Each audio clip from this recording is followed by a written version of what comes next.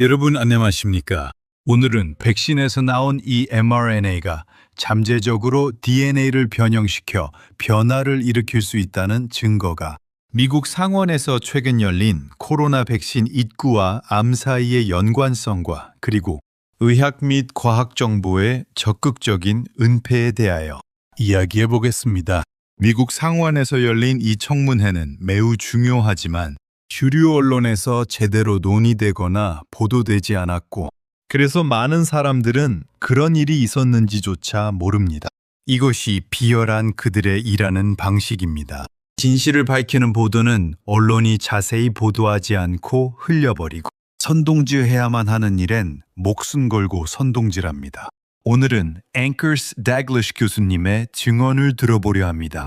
그는 여러 번 출연하여 그의 영상이 수백만 조회수를 기록했는데 이는 그가 내과 의사이자 연구자로서 50년 가까이 살아온 의료 경험과 지혜를 공유하기 때문입니다. 그는 지난 30년 이상 면역요법과 암, 그리고 생물학에 특별한 관심을 가져왔으며 종양 전문의로서 일하면서 2022년엔 피부에서 시작되지만 전신으로 퍼질 수 있는 암인 흑색종 환자를 돌보고 있었습니다. 흑색종암은 매우 공격적인 암입니다. 놀랍게도 교수님은 이 환자들을 3년에서 18년 동안 생존하게 했습니다. 흑색종 환자가 몇 달 만에 사망하는 경우도 있는 만큼 하지만 그는 최근에 그들이 다시 재발하기 시작했다는 사실을 알아챘습니다. 그는 6주 동안 6명의 환자에게 재발한 것을 경청했습니다. 그리고 그는 왜 재발했을까 생각했습니다. 이것이 바로 의사와 과학자들이 하는 일입니다. 그래서 그는 그 원인을 찾았습니다. 사람들을 모아서 도대체 무슨 일이 벌어지고 있는지 알아봐 달라고 부탁했습니다. 그리고 그는 모든 사람들이 담당 의사를 통하여 코로나19 백신을 추가 접종 받았다는 사실을 알아냈습니다. 그 후에 이들이 흑색종이 재발한 것을 깨달았습니다. 참 의사들의 이런 행위는 부적절한 일입니다. 환자가 종양 전문의 진료를 받고 있다면 일반 의사는 먼저 전문의와 치료 방법을 상의했어야 하는데 일반 의사는 백신에 대하여 무지함으로 그 흑색종 환자에게 추가 접종을 했고 그 후에 이들이 모두 흑색종이 다시 재발한 것을 발견했습니다. 한 사람이 18년 동안 완치 상태를 유지했던 흑색종이 재발하기 시작한 것입니다. 이건 상당히 충격적이고 환자에게도 무척 충격적이며 이렇게 오랫동안 환자를 살리고 지켜낸 의사들에게도 매우 실망스러운 일입니다. 그 교수님은 말하길 T세포의 반응, 즉 T림프구가 흑색종을 조절한다는 것을 알고 있다고 생각하셨습니다.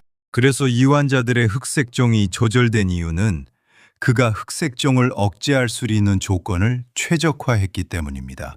그는 그들의 T세포가 어떤 이유에서 교란이 일어났을 가능성이 가장 높다고 생각했습니다.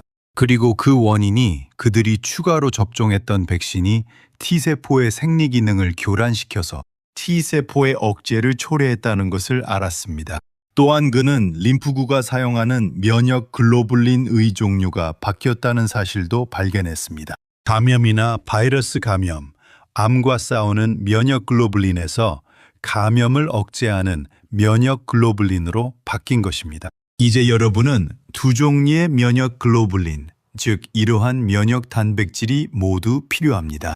왜냐하면 암세포와 바이러스에 감염된 세포와 싸워야 하기 때문입니다. 하지만 동시에 땅콩이나 조개류 같은 음식도 잘 소화할 수 있어야 합니다. 일반적으로는 균형이 유지되지만 암세포와 싸우는 IgG에서 암세포를 억제하는 IgG로 전환되면서 암세포에 대한 내성이 생겼습니다. 그래서 이 암세포들은 분열을 하지만 신체의 면역 체계가 제대로 공격하지 못하는 겁니다. 그러다가 그는 다른 암, 예를 들어 대장암이 더 젊은 나이에 발병하고 더 공격적인 양상을 보이는 등 증가 추세를 보인다는 사실을 알아냈습니다. 여기서 중요한 점은 이것이 최근에 밝혀진 사실이라는 겁니다. 한국에서도 뉴스에 나왔지요. 20대에서 30대 사람들에게서 암이 증가하고 있다는 사실을요. 아마도 전 세계적일 겁니다. 이는 그 교수와 그의 동료들이 이전에 본 적이 없는 현상이었습니다. 그리고 그들은 다른 종류의 암도 발견했습니다. 유방암, 전립선암, 중추신경계의 암인 뇌종양을 유발하는 뇌교종, 혈액암, 혈액종양 및 기타 예상치 못한 암 등이 있습니다. 그리고 그는 자신의 경험을 문헌과 비교했는데 이것도 한 훌륭한 과학적 접근 방식입니다. 이 문제에 대해 관련 문서에서는 뭐라고 말하고 있나요?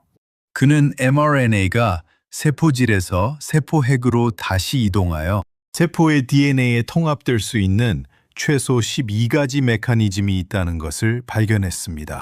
백신에서 나온 이 mRNA는 잠재적으로 DNA를 변형시켜 DNA의 변화를 일으킬 수 있으며 이러한 변화가 삽입되면 정상 유전자가 암을 유발하는 유전자, 즉 발암 유전자로 변할 수 있습니다. 그리고 그것은 암을 유발하는 유전자를 활성화시킬 수 있습니다. 자, 그렇다면 왜 우리 몸에 암을 유발하는 유전자가 있는 걸까요? 우리가 왜 암에 걸리고 싶어 하겠습니까? 물론 우리는 그것을 원하지 않습니다. 하지만 이 유전자는 세포 분열을 촉진합니다. 물론 수정란에서 성장하기 위해서는 세포 분열이 필요합니다. 우리 모두는 최초의 살아있는 세포 하나에서 시작했고 지금은 수십억의 세포를 가지고 있습니다. 그러니까 세포 분열은 유사 분열 자극 유전자에 의해 자극되어야 하지만 그 후에는 그 유전자들이 깨지거나 악화되어야 한다는 뜻입니다. 그리고 만약 다 활성화되면 그 유전자들은 증식 유전자처럼 작용해서 세포 분열이 과증식하게 되는데 이것이 바로 암입니다. 교수님은 또한 암 억제 네트워크의 억제도 발견했습니다. 그래서 암은 억제하던 정상적인 신경망 자체가 억제된 것입니다. 따라서 암세포가 더 자유롭게 활성화될 수 있습니다. 젊은 환자에게서 암 발생률이 높고 암의 공격성도 더 강합니다. 그리고 그는 치료법이 제대로 효과를 발휘하지 못하고 있다는 것을 알아차렸습니다. 물론 대부분의 의사들과 공식적인 입장은 mRNA 백신이 암을 유발한다는 증거가 없다라고 말합니다. 하지만 수많은 환자들과 동료들과 이야기를 나눠보니 대부분의 의사들은 암 진단을 받은 환자에게 mRNA 백신 접종 여부를 묻지 않는다는 사실을 알아냈습니다. 한국 의사들 100%도 절대 묻지 않지요. 이건 정말 이상한 일인데요. 의학에서 가장 기본적인 것 중에 하나가 환자의 병력을 파악하고 환자와 대화를 나누는 것이기 때문입니다. 대부분의 정보는 환자의 병력과 환자의 증상에서 얻기 때문이지요. 일반적으로 신체 검사를 통하여 얻을 수 있는 추가 정보는 많지 않습니다. 아시다시피 여러분이 얻는 정보의 대부분은 환자, 특히 환자의 병력에서 나옵니다. 그렇다면 의사들은 왜 훈련받은 내용을 무시하고 환자의 관련 병력을 묻지 않는 것일까요? 코비드 백신으로 세계적으로 엄청난 사람들이 죽고 부작용이 있었는데도 의사들은 접종에 관하여 일절 묻지 않고 있습니다. 의사들의 직무유기입니다. 디슈 교수님이 밝혀낸 12가지 잠재적인 메커니즘이 있는데 말이죠. 그래서 당연히 의사들은 mRNA 백신과 암 사이의 연관성을 결코 발견하지 못하는 겁니다. 왜냐하면 누가 백신을 접종했는지 묻지 않기 때문이지요.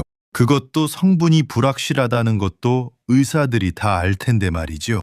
교수님은 상원에서 모두 증언했습니다. 하지만 그들은 거기서 끝나고 세상은 언제 그랬냐는 듯이 돌아가고 있습니다. 그렇게 많은 사람이 죽고 젊은이들에게 엄청난 암의 증가가 있는데 나 몰라 라고 있습니다. 교수님은 말합니다. 현재 상태의 mRNA 기술은 통제할 수 없다고 결론지었습니다. 코로나19 백신 접종은 확실히 중단되어야 하고 현재보다 훨씬 많은 사실들을 알게 될 때까지 다른 mRNA 방식 백신 개발도 있어서는 안 된다고 결론지었습니다. 여러분 잘 생각하셔야 합니다. 사탄의 세력은 의학과 과학의 이름으로 여러분에게 올 것입니다. 증명되지 않은 것은 물리쳐야 합니다. 여러분, 이 영상을 많이 공유하시고 구독과 좋아요로 널리 퍼뜨려야 합니다. 세상에 정의로운 자들은 많지 않습니다. 지금도 암에 대해 글을 쓰거나 암 발병률 증가를 알리기 시작하면 연구는 억압을 당하고 의사들은 공격을 받습니다. 우리는 정말 이상한 상황에 처해 있습니다. 정말 이상한 일이 벌어지고 있습니다.